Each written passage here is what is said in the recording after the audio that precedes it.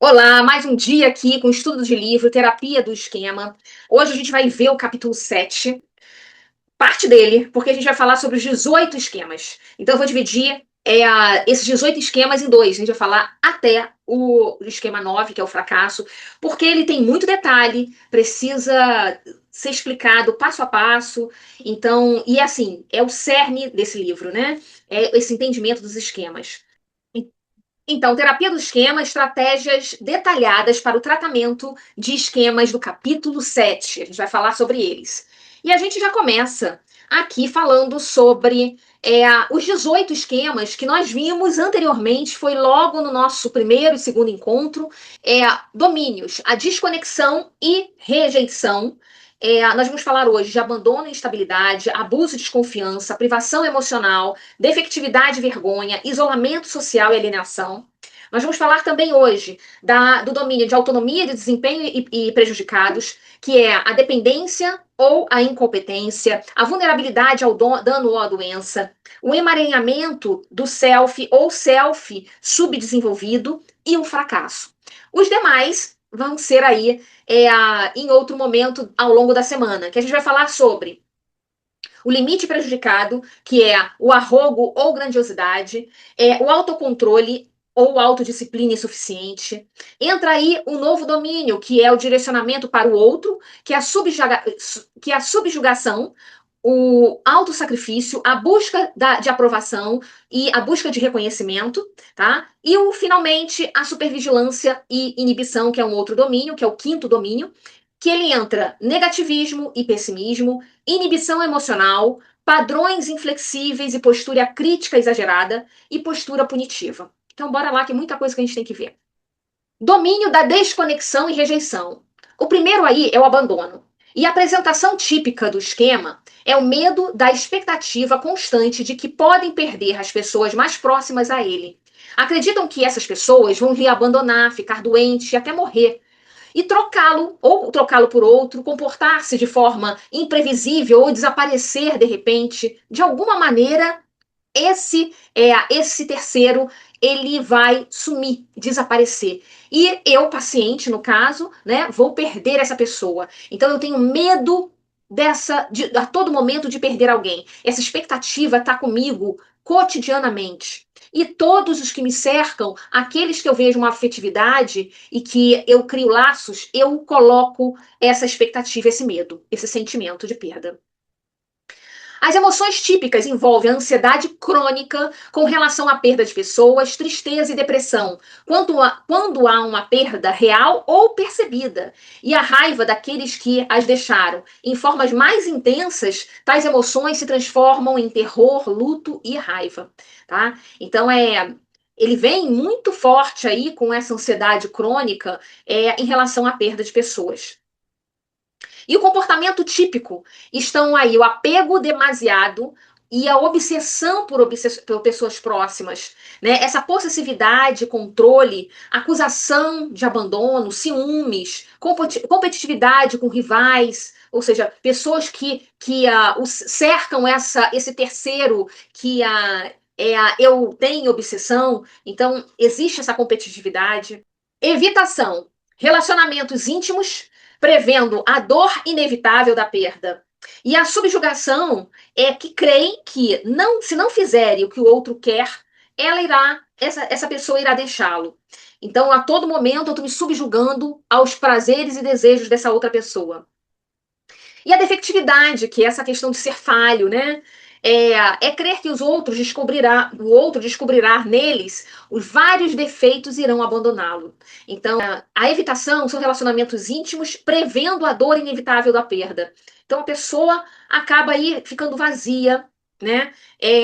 Sentindo essa sensação depressiva, de tristeza, e acaba perdendo, né, esse parceiro.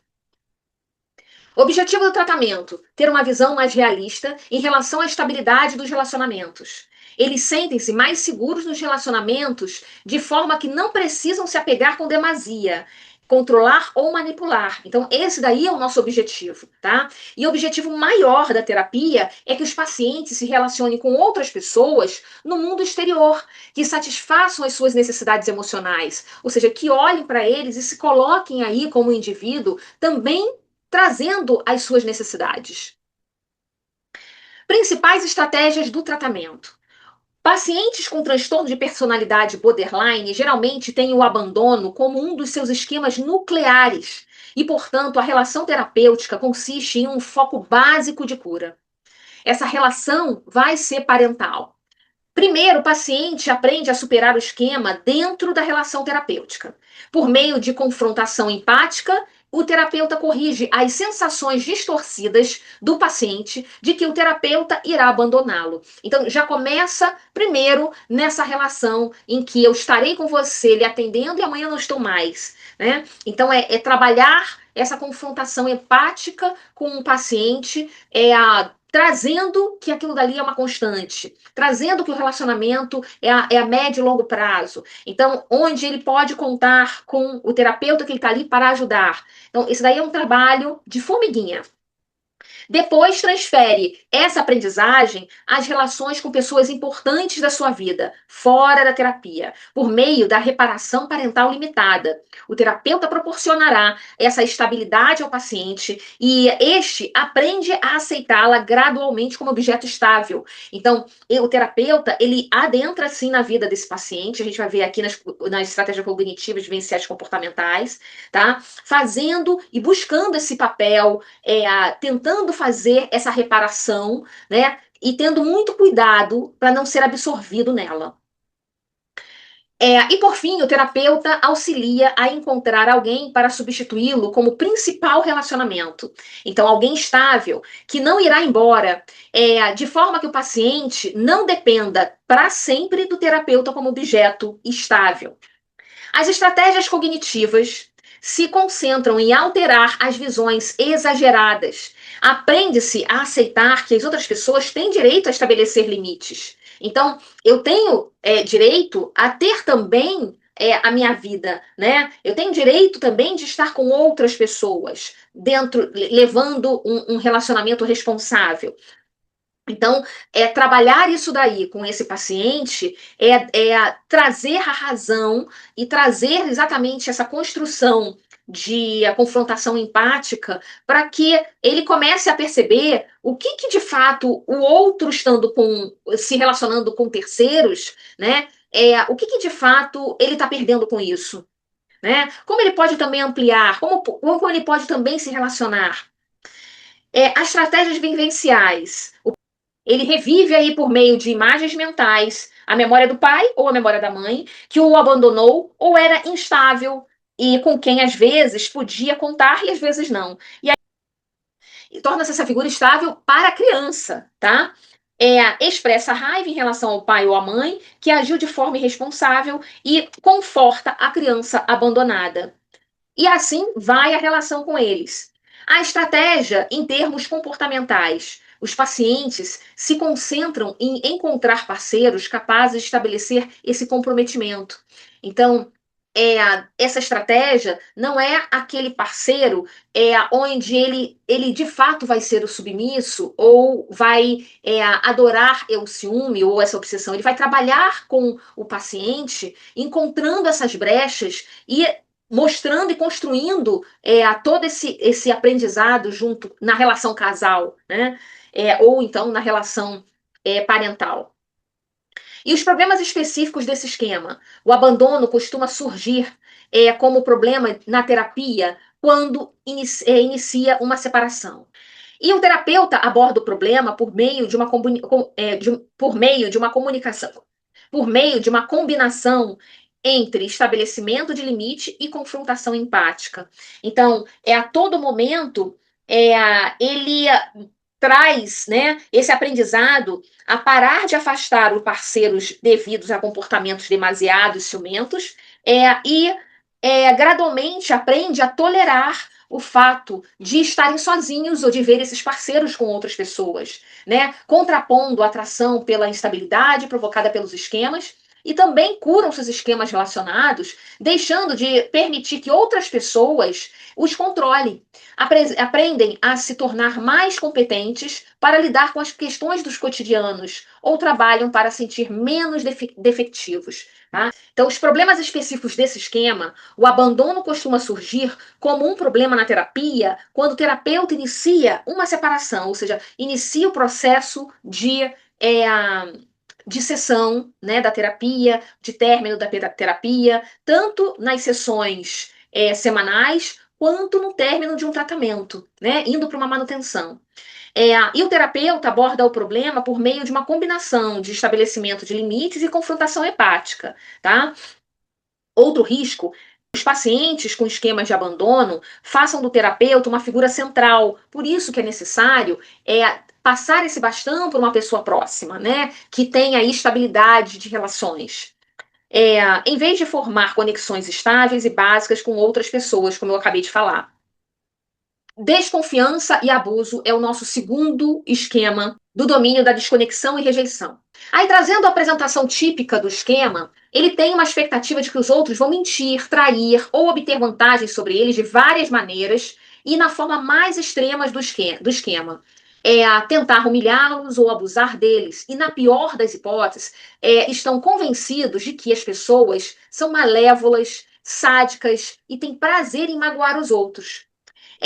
Não creem que as outras pessoas sejam honestas ou sinceras e que tenham em consideração seus melhores interesses. Em vez disso, são defensivos e desconfiados. O objetivo do tratamento é ajudar a entender que, embora algumas pessoas não sejam dignas de confianças, muitas outras o são. E aprendem a comportar de maneira diferente, dispondo-se a lhes dar benefício da dúvida, sendo menos defensivas e desconfiadas. O terapeuta ele visa a restaurar um senso de self forte, ativo e capaz que foi rompido pelo abuso. Tá? Então, a gente dá uma sustentação a esse paciente de confiança que outras pessoas podem ter, sim, e demonstrar isso. Então, cabe ao paciente a exatamente ter esse olhar diferente, e isso daí entra na estratégia da cognição que a gente vai ver. Principais estratégias do tratamento. Ao lidar com o abuso infantil, a relação terapêutica é crucial para o sucesso da terapia. No centro da experiência do abuso na infância estão sentimentos de terror, desamparo e isolamento. E no centro da experiência da terapia estão sentimentos de segurança, fortalecimento e reconexão. Então é isso que o terapeuta vai ajudá-lo a resgatar. Pretende-se proporcionar um lugar seguro para que os pacientes contem sua história de abuso. E não é fácil isso, tá? A todo momento, Jeffrey Young comenta que isso daí é uma dos esquemas difíceis de se lidar, tá? Não é fácil despaginar logo no início. Pois a maioria dos sobreviventes é muito ambivalente em relação a isso aí. Eu leio o livro e aí as coisas vão vindo, e eu esqueço que eu já coloquei aqui na apresentação. Então, é muito ambivalente com relação a isso. Por um lado, o paciente quer discutir o que aconteceu, por outro, quer ocultar. E às vezes alternam entre sentir-se sufocados e estar insensíveis, uma característica muito comum no TEPT, tá? Que é o transtorno de estresse pós-traumático. E esperamos que ao final da terapia, a maioria dos segredos traumáticos do paciente tenha sido revelada, ou seja, aquilo que está manifesto, é óbvio que a gente vai conseguir capturar, mas aquilo que não está, para discutir, para entender, para direcionar. A estratégia cognitiva é ajudar a reduzir a supervigilância do paciente em relação ao abuso. Trabalham para alterar a visão extremamente comum de si próprios como alguém sem valor e responsável pelo abuso. Isso é uma característica muito grande, né? Quando a pessoa, o indivíduo, é abusado, esse sujeito, ele fica com uma interrogação se ele foi o provocador, né? Infelizmente, isso daí é muito reforçado com o meio, com a sociedade que nós vivenciamos, né? Que nós vivemos. Sempre questiona: será que de alguma forma você não induziu a isso? Então, a todo momento, essa questão vem à tona a esse sujeito. E aí, é, eles param de justificar o abusador e se situam e situam a culpa onde é seu lugar. Então se coloca no centro como culpado. E à medida que o paciente conta a história, o terapeuta escuta como uma presença que é forte e não julgadora. O terapeuta dispõe-se a compartilhar essa carga emocional do trauma, não importa qual seja. Então, o momento que está sendo desvelado, ou seja, está sendo revelado o abuso, o terapeuta ele tem que estar muito presente com o paciente, porque aquilo dali pode reforçar ou ajudar, né, no tratamento, reforçar o abuso ou ajudar no tratamento. E aí, as estratégias vivenciais, eles revivem as memórias da infância sobre o abuso, mas pode não ter sido na infância, tá? Mas lembra que terapia do esquema, a gente volta lá na infância e a gente vai buscando onde ocorreu. Diferente da TCC, que a gente faz o caminho do presente e vai voltando aos poucos no passado, capturando. E aí, as estratégias vivenciais, elas revivem as memórias de infância sobre o abuso por meio de imagens mentais, que também já foi no nosso encontro. Como esse processo geralmente é incômodo, os pacientes precisam de uma boa quantidade de preparação e de tempo antes de realizá-lo. Liberar a raiva é de importância central do trabalho vivencial. O terapeuta entra nas imagens de abuso e enfrenta o abusador, protegendo e confortando a criança que sofreu abuso. Porque Jeffrey também comenta que quando se sofre um abuso, a pessoa vira-se refém, ela se sente menor, apequenada, né? Ou seja, ela se torna indefesa, vulnerável. Então, isso aí também remete à infância.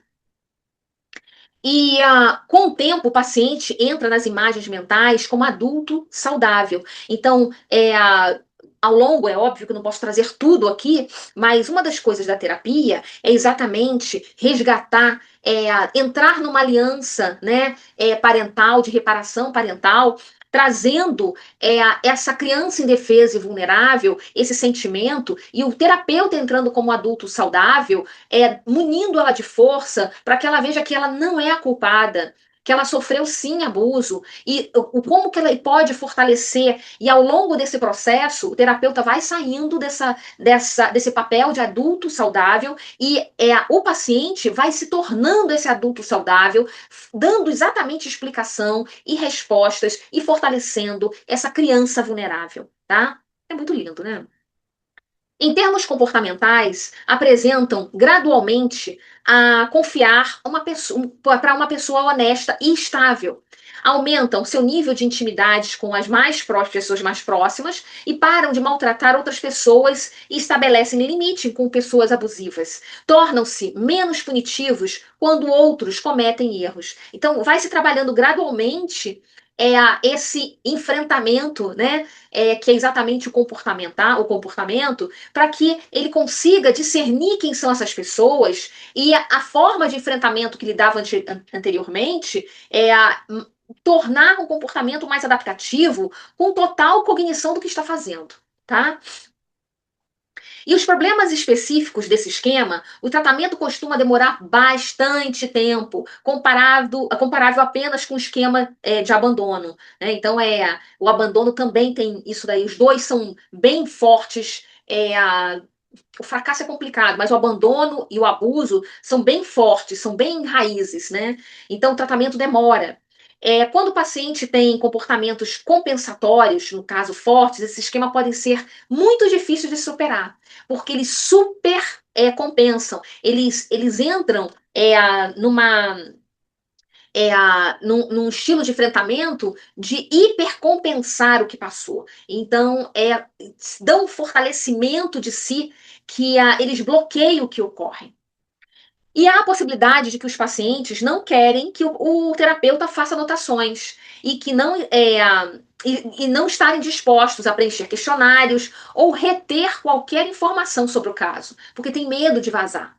Tá? E tem medo de vazar e repassar pela situação e julgamento novamente. tá? Então, nesse caso, é preferível não anotar. Pelo menos na frente do paciente, é preferível não anotar, fazer poucas anotações, inclusive, mesmo que seja depois da terapia, para exatamente as principais conduções, e não forçar a questão do questionário, das perguntas que vêm, como a gente viu aí nos encontros anteriores. E aí a gente entra na privação emocional. A privação emocional apresenta a apresentação típica do esquema, o esquema mais comum que tratamos em nosso trabalho, ainda que os pacientes muitas vezes não reconhecem. Isso daí muitas pessoas têm, né? Quando é muito leve, eu digo que muitas de nós, muitos dos indivíduos, dos seres humanos têm. Mas quando se torna uma privação emocional de fato, é quando se torna de fato algo desadaptativo, né? Então, costuma chegar à terapia sentindo-se solitário, amargos, deprimidos, mas em geral não sabe um porquê ou tem sintomas vagos e pouco claros que depois se mostram relacionados com o esquema de privação emocional. Tais pacientes sentem-se incompreendidos e solitários no mundo, privados pelo amor, invisíveis ou vazios, costuma relacionar-se com um esquema de autossacrifício. E por que autossacrifício a gente vai ver ao longo aí, tá?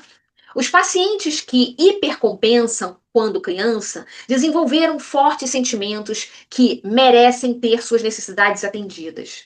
Outra tendência em uma pequena porcentagem de pacientes com esse esquema, é ser exageradamente carente. Alguns expressam tanta necessidade com tanta intensidade que acabam demasiadamente apegados ou desamparados, até mesmo histriônicos. Tem muitas queixas físicas, ou seja, são sintomas psicossomáticos, com ganho secundário que receberam atenção e cuidado, embora via de regra não tenham consciência disso, tá? E há três tipos de privação: a privação emocional de carinho, de empatia e de proteção. Vamos entender cada uma dessas. A de carinho. Sentem que ninguém se dispõe a abraçá-lo, a prestar atenção neles e a dar-lhes afeto físico como tocar e abraçar. A de empatia. Acreditam que ninguém se dispõe realmente a ouvi-los ou tentar entender quem são e como se sentem. De proteção. Em que sentem que ninguém se dispõe a protegê-los ou guiá-los, mesmo que eles muitas vezes estejam dando a outros muita proteção e orientação. Então, se você for ver, é típico desse esquema de uma sociedade corrida, né? E dependendo do modelo parental, essa criança vai realmente sofrer mais essa privação emocional ou não. Por quê? Isso daí está linkado exatamente ao nosso dia a dia de sobrevivência numa sociedade capitalista e está linkado assim diretamente, né, a principalmente nós mulheres que nos desdobramos aí no meio, onde a gente tem que alçar, né, vários pratinhos controlando aí nas áreas da vida, vis-à-vis que nós gênero feminino aí, a gente tem aí esse estereótipo de cuidar, né? Então, tá muito entranhado a questão da privação emocional com a mãe, tá? Com o responsável que cuida, que no caso aí, geralmente é a mãe.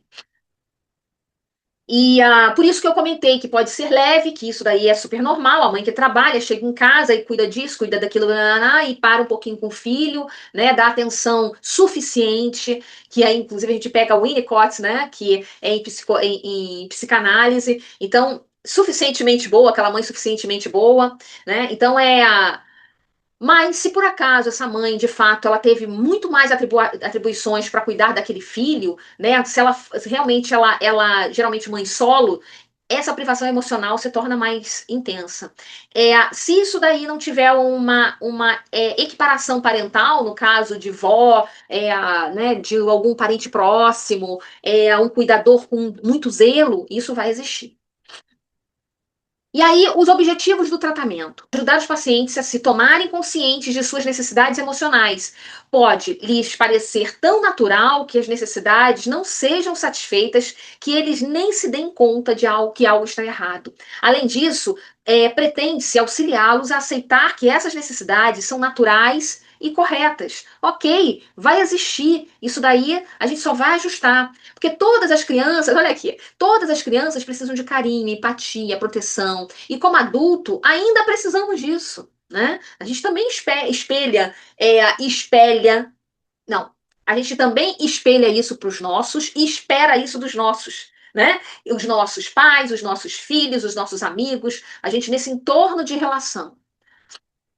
E as principais estratégias do tratamento. O terapeuta usa o trabalho vivencial para ajudar os pacientes a reconhecer que suas necessidades emocionais não foram satisfeitas na infância. Vários deles nunca perceberam que algo faltava, mesmo que apresentasse sintomas dessa falta. Por meio do trabalho com imagens mentais, os pacientes estabelecem contato com o polo criança.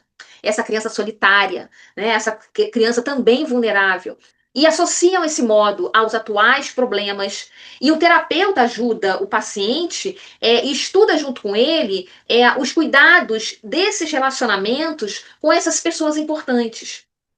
E aí vem as estratégias cognitivas, vem auxiliar a mudança, a sensação exagerada, né, de que as pessoas próximas agem de maneira egoísta ou que privam de coisas importantes. Para se contrapor ao pensamento que é preto no branco, se veem as relações exageradas e aprendendo a discriminar entre gradações de privação. Olha que eu comentei a falar no início, né? Existem gradações dessas privações. Elas podem ser leves, moderadas e intensas. Haver um contínuo em vez de apenas dois polos opostos. As estratégias vivenciais a conectar sentimentos na relação terapêutica, as memórias antigas de privação e trabalhar com essas memórias. E é a mesma coisa, o terapeuta vai fazer a reparação parental, muitas vezes, entrando aí como esse adulto saudável, dando todo esse acolhimento e esse amparo de carinho, empatia, proteção. Essa proteção tem muito de direcionamento, né? Que muitas vezes nós responsáveis, a gente acaba terceirizando essa questão de dar o norte, dar uma jornada saudável para aquela criança, para aquele adolescente, né? Pavimentar esse início de estrada dele.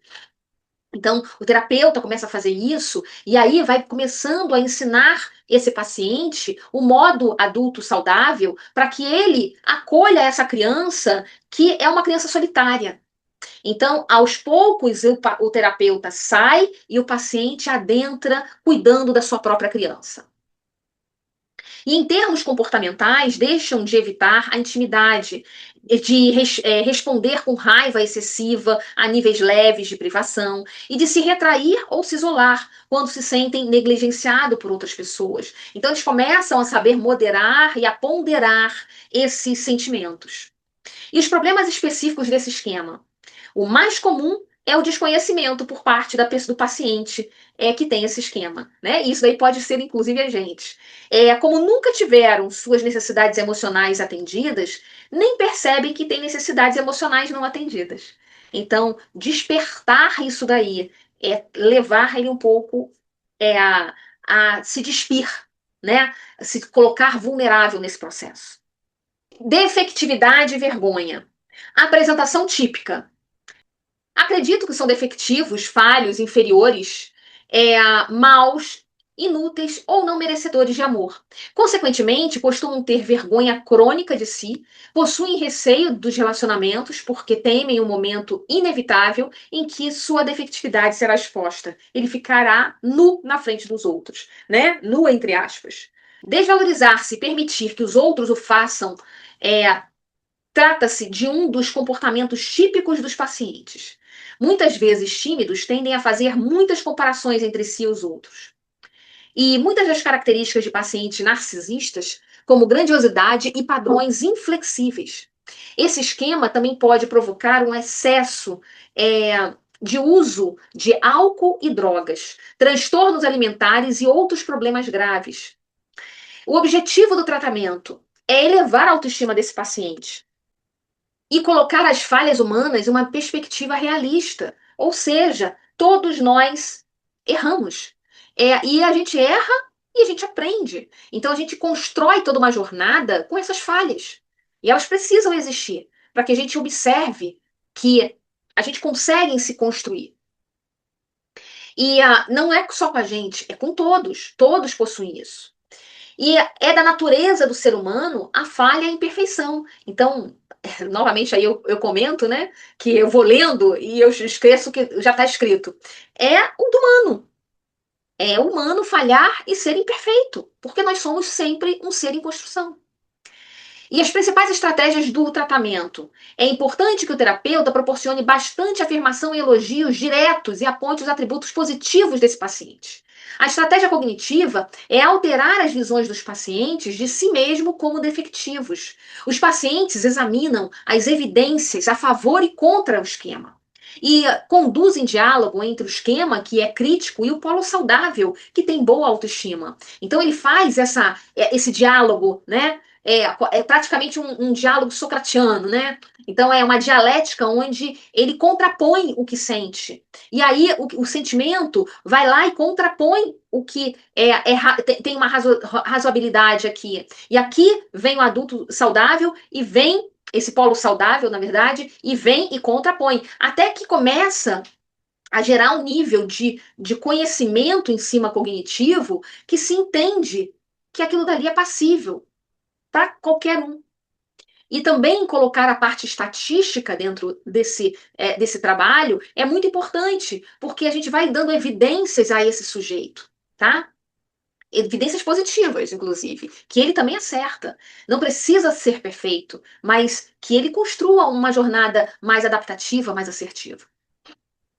Estratégias vivenciais é que esses pacientes liberem imagens mentais e diálogos a raiva em relação aos pais que os criticam e rejeitam. E o terapeuta entra nessa imagem da infância do pai ou da mãe, criticando e rejeitando o paciente, porque ele vai confrontar essa pessoa e conforta, protege e elogia a criança rejeitada. Então ele confronta esse pai e essa mãe e ele protege e conforta essa criança rejeitada. Em termos comportamentais, sobretudo, a exposição é importantíssima ao tratamento, principalmente nos pacientes evitativos, né? Então, essa questão de se colocar a todo momento, em pequenas doses, se colocando aí nesse despaginar, né? Começando a se despetalar, como que eu falo isso? Começando a se desnudar dessa perfeição, né, para mostrar realmente que existem imperfeições e que o ser está na construção. E tudo bem. E que se errar, e como que eu posso melhorar? Então, aos poucos, você trabalha esse comportamento que ele vai fortalecendo aí uma mudança comportamental e cognitiva. E os problemas específicos desse esquema são vários, né? Vários evitam ou hipercompensam o sofrimento desse esquema, em vez de senti-los. Pacientes com transtorno de personalidade narcisista constituem um exemplo do grupo com uma alta probabilidade de apresentar esquemas defectivos e baixa probabilidade de ter ciência nisso. Pacientes narcisistas, inúmeras vezes, acabam presos na competição ou denegrindo o terapeuta em lugar de trabalhar para mudar. É uma forma de enfrentamento desse sujeito. E esse esquema é difícil de mudar. Quanto mais precoce for a crítica e a rejeição por parte dos pais, mais difícil a cura. Tá? Então, quanto mais na fase de criança, né, da infância, mais difícil a cura. Isolamento social, apresentação típica do esquema. Acreditam que são diferentes de outras pessoas, não se sentem parte da maioria dos grupos e sentem-se isolados, excluídos, ou como se alguém olhasse por fora, ou se olhasse de fora. Entre os exemplos estão superdotados, membros de famílias famosas, indivíduos muito bonitos ou muito feios, homossexuais, pessoas que pertencem à minoria étnica, filhos de alcoolistas, sobreviventes de trauma, portadores de deficiência física, órfãos ou adotados e membros de uma classe social muito superior ou muito inferior à daqueles do entorno.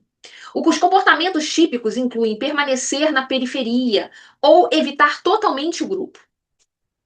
Objetivos do tratamento: ajudar os pacientes a se sentir menos diferentes de outras pessoas, mesmo que não percebam a grupos predominantes, a outras pessoas semelhantes a eles. Além disso, no interior, todos somos seres humanos, com as mesmas necessidades e desejos básicos, e muitas vezes a gente esquece isso, né? As principais estratégias do tratamento. O foco está menos no trabalho vivencial, com as origens da infância, e mais na memória dos relacionamentos atuais do paciente com colegas e grupos. A terapia de grupo pode ser útil para pacientes com esse esquema, sobretudo para os que evitam até mesmo amizades. As estratégias cognitivas pretendem se convencer os pacientes de que eles não são tão diferentes dos outros como pensam que são, e aprende a focar em suas semelhanças com outras pessoas, assim como suas diferenças também. É importante que veja tanto o que atrai como diverge, porque esse daí é o contorno que vai ser dado para a estratégia de relacionamento, é a aceitação do que é diferente, tanto do outro como dele mesmo, como é a relação do que se aproxima, tá?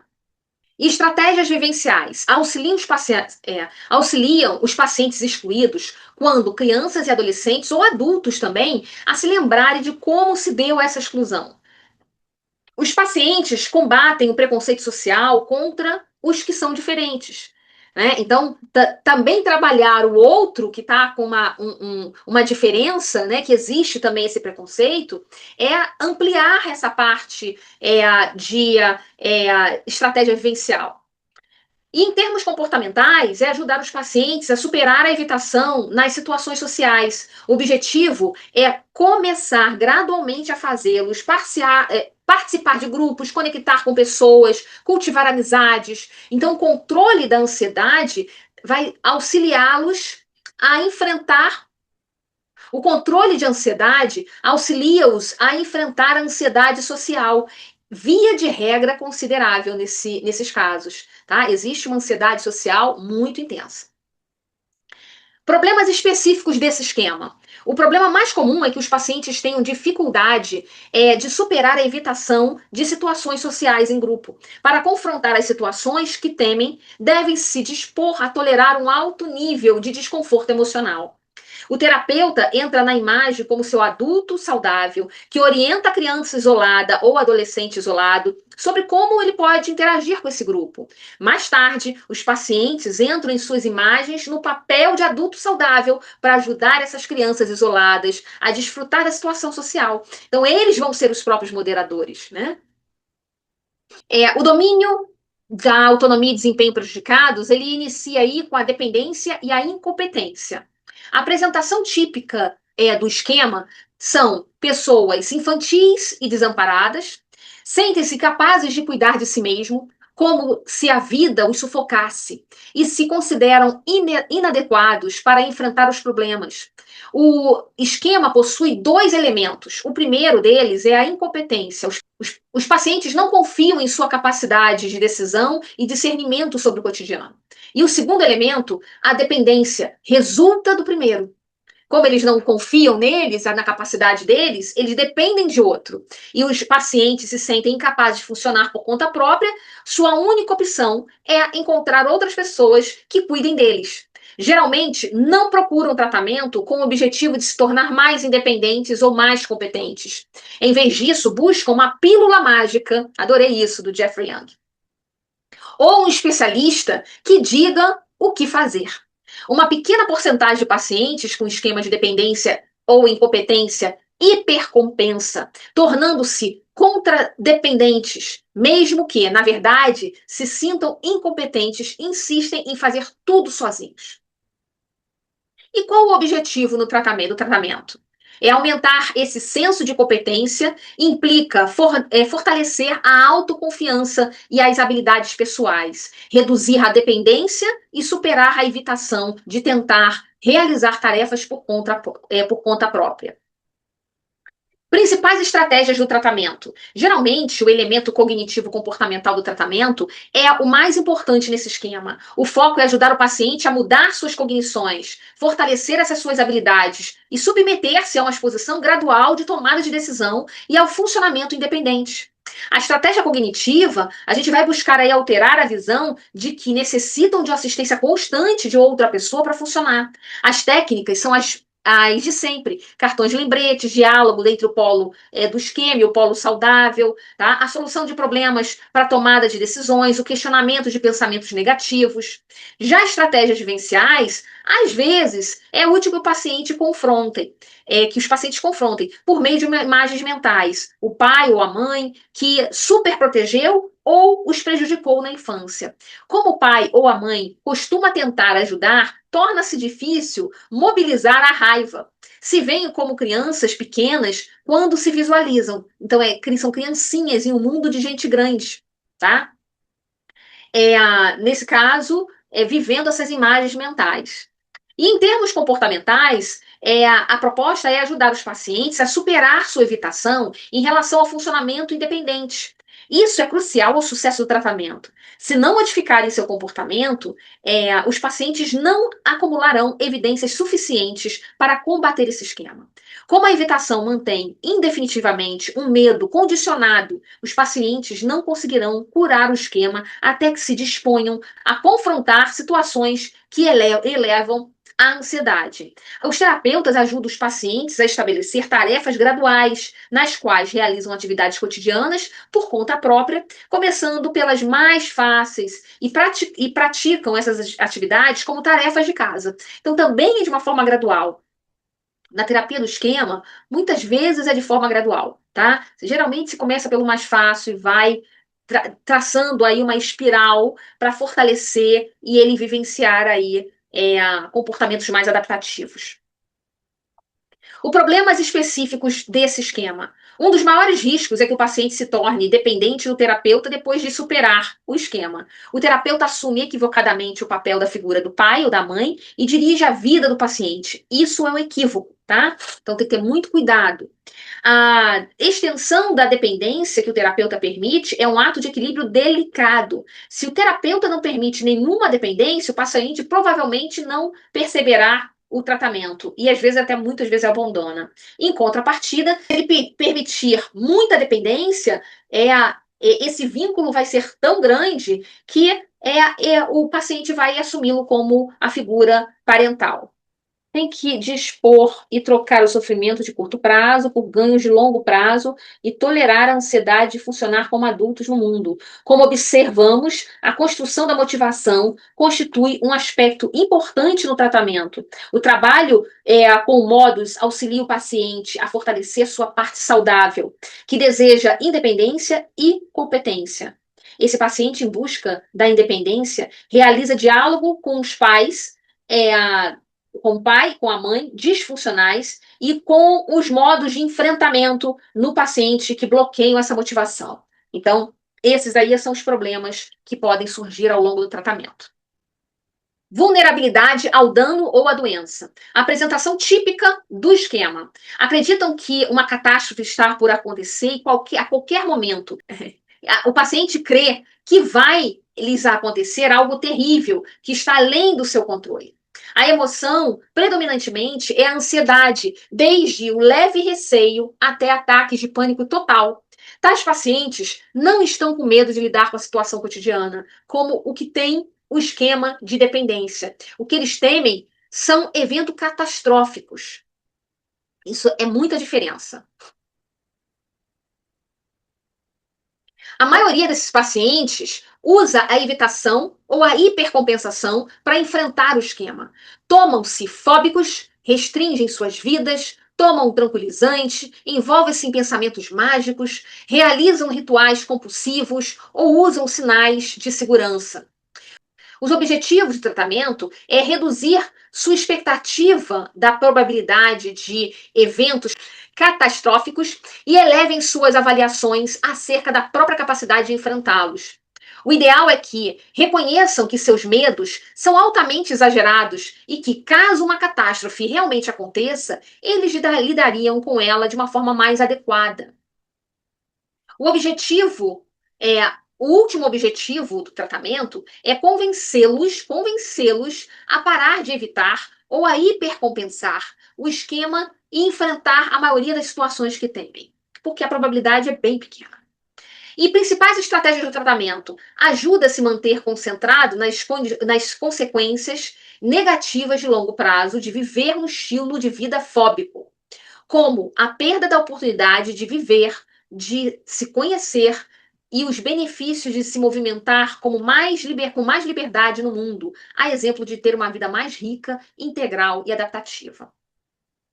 Estratégias cognitivas ajudam o paciente a reduzir uma estimativa da probabilidade de ocorrer eventos catastróficos e elevar as de sua capacidade de enfrentá-los. O paciente contrapõe-se às percepções exageradas do perigo. Então, é muito colocar, né, como a gente fala na balança, as probabilidades e também confrontá-lo de uma forma empática. Se ocorrer isso, qual a pior coisa? Então, vem aí toda essa dialética, dessa construção, para que ele venha com um polo saudável para contrapor esse polo do esquema, tá?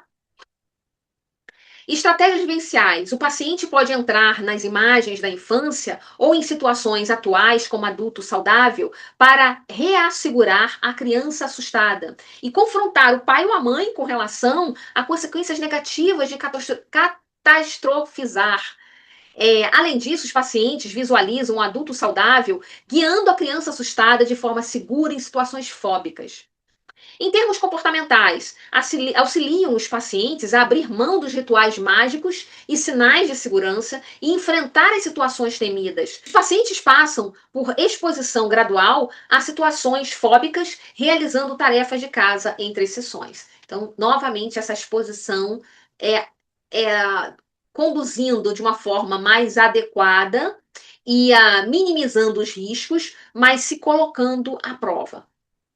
Problemas específicos desse esquema são demasiadamente temerosos para parar a evitação e a hipercompensação e resistem a abdicar dessas proteções contra a ansiedade do esquema. Ou seja, é sempre ter aquele sinal de segurança, ou então aquele pensamento mágico, ou então um ritual compulsivo para se assegurar do esquema.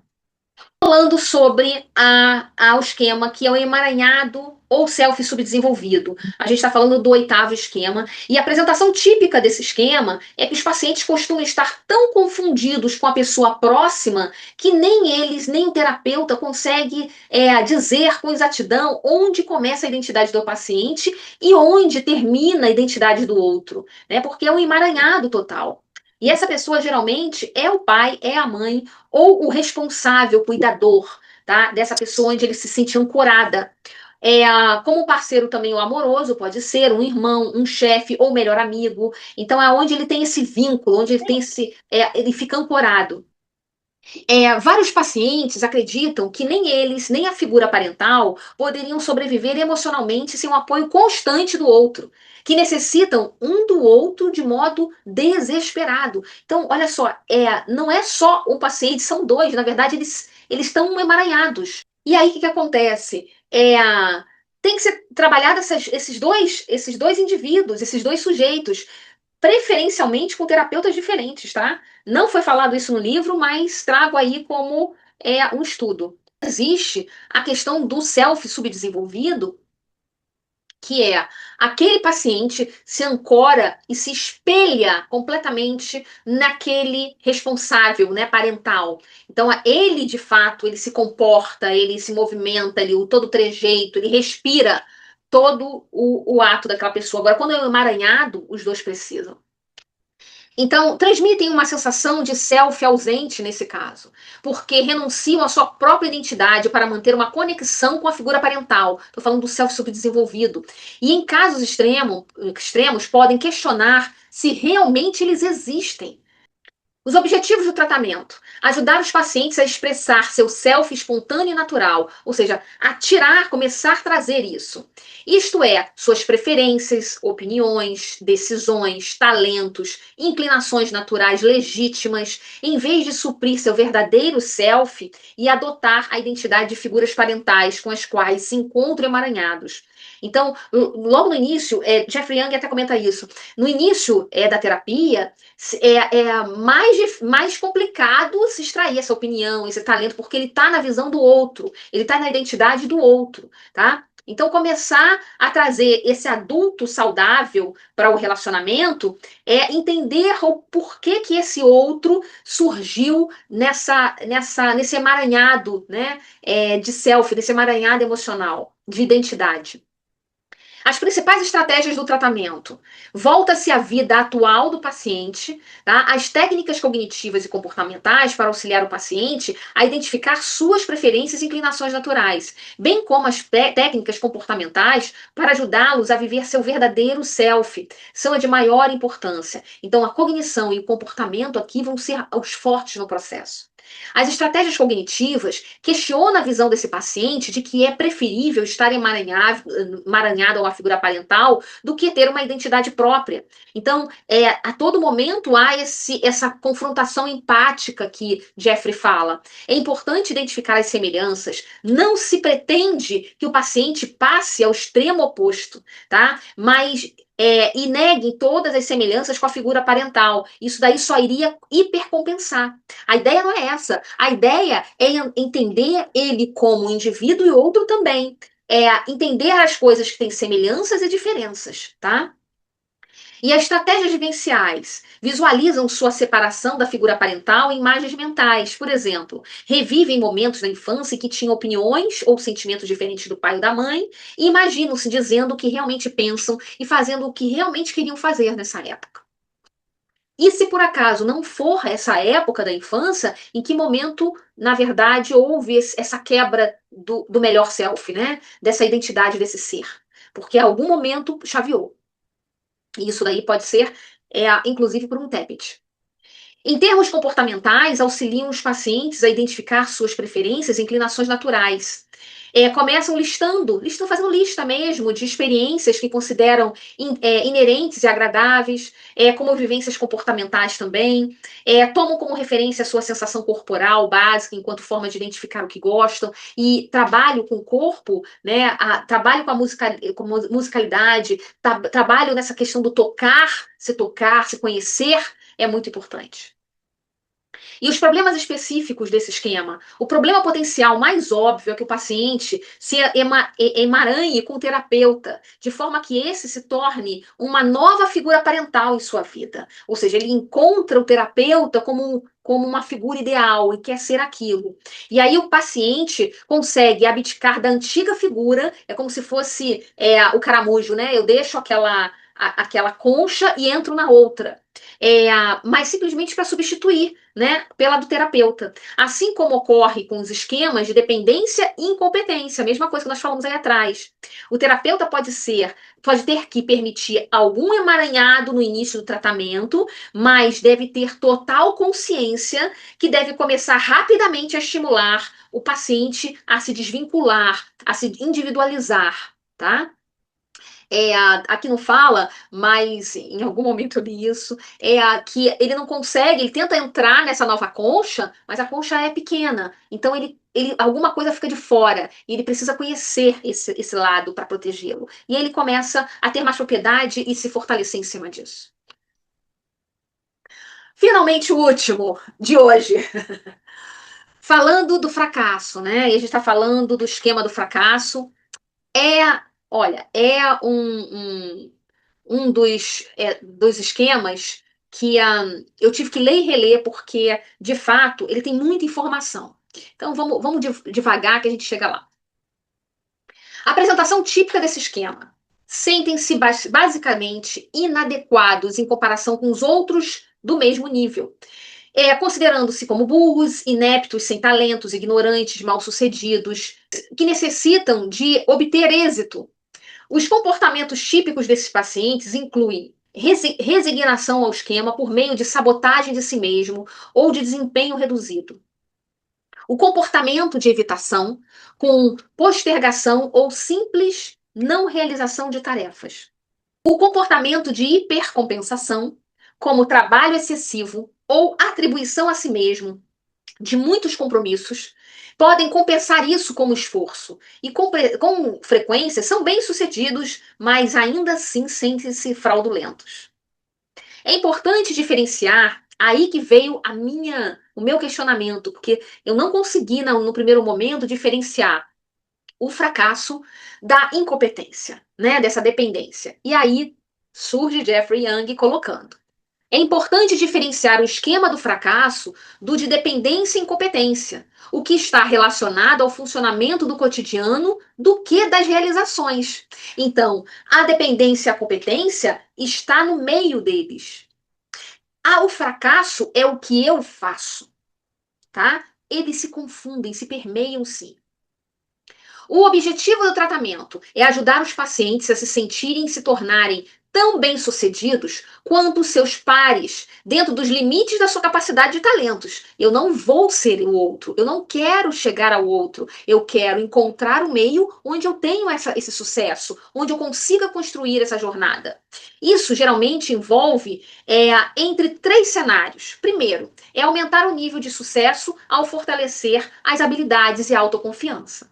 O segundo, caso o paciente seja bem sucedido já, porque ele já hipercompensa, né, em relação ao próprio potencial, envolve a elevação de suas avaliações quanto ao nível do próprio sucesso, ou mudança da visão acerca do grupo. Ou seja, o que eu tenho um potencial enorme, mas como que eu avalio isso frente a mim e ao grupo? Como as pessoas veem isso e como que de fato é o sucesso para mim? É ponderar isso para que ele comece a tangibilizar a questão de que ele é um sucesso. Ou então que o que ele busca, na verdade, não é aquele sucesso, mas ele tem competência para tal conquista de outra coisa, tá?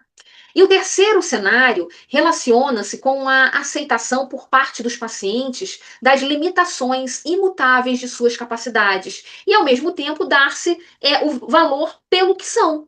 Então, nem todo mundo, muito pelo contrário, poucos têm habilidades esportivas, poucos têm habilidades artísticas, poucos têm habilidades de conduzir caminhões. Então, isso são alguns exemplos dentro de milhares que podem ser utilizados e contrapor. E é o que eu tenho habilidade, né? Alguns podem não ter uma habilidade de fala, eu já tenho mais facilidade de fala, né? Outros podem ter uma habilidade de fazer como fala, os slides, apresentações, eu já não tenho tanto. Então, coisas assim são importantes contrapor esses pacientes para eles entenderem as limitações. Que não vou fazer uma apresentação linda, absurda, mas eu posso melhorar a minha. Se Jeffrey Young deixar com esse volume de informações. Então, vamos lá. Principais estratégias do tratamento. É importante avaliar com cuidado a origem do esquema de fracasso em cada paciente, porque as estratégias que o terapeuta privilegia dependerão dessa avaliação. Alguns pacientes fracassaram devido a uma falta inata de talento ou inteligência. Nesse caso, o terapeuta ajuda o paciente a construir essas habilidades ou estabelecer objetivos realistas. Outros têm talentos e inteligência para obter sucesso, mas nunca se dedicaram totalmente. Talvez lhe tenha faltado a orientação ou tenham se concentrado nas áreas erradas. Nesse caso, o objetivo do terapeuta é dar essa orientação e redirecionamento, o foco do paciente a áreas em que possa ser mais talentosos naturalmente. Talvez o paciente apresente outro transtorno que interfira em seu desenvolvimento, como transtorno de déficit de atenção, né?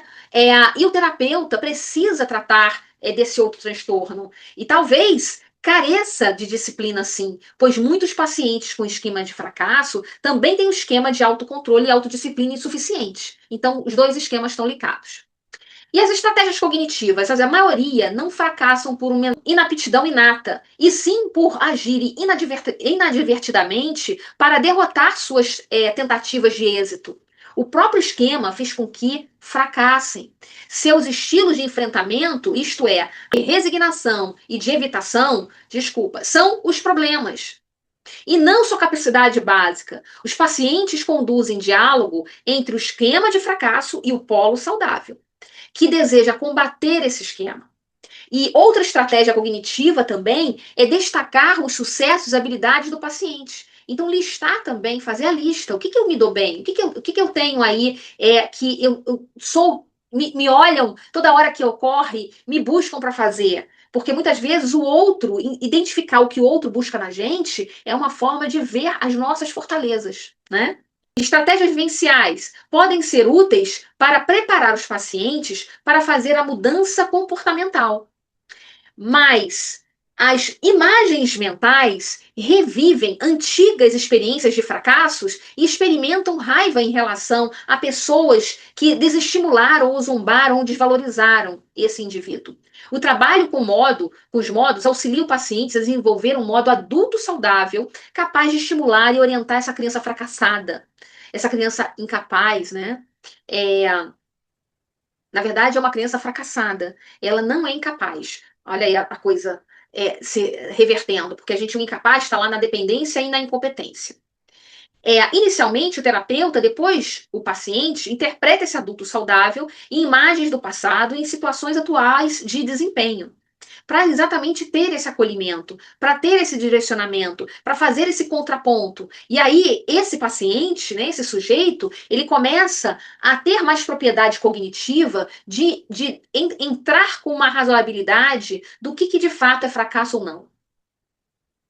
Em termos comportamentais, costuma ser a mais importante nesse processo. Não importa quanto processo o paciente faça em outras áreas, se não interromper seus comportamentos de enfrentamento desadaptativos, ele sempre vai estar reforçando esse esquema.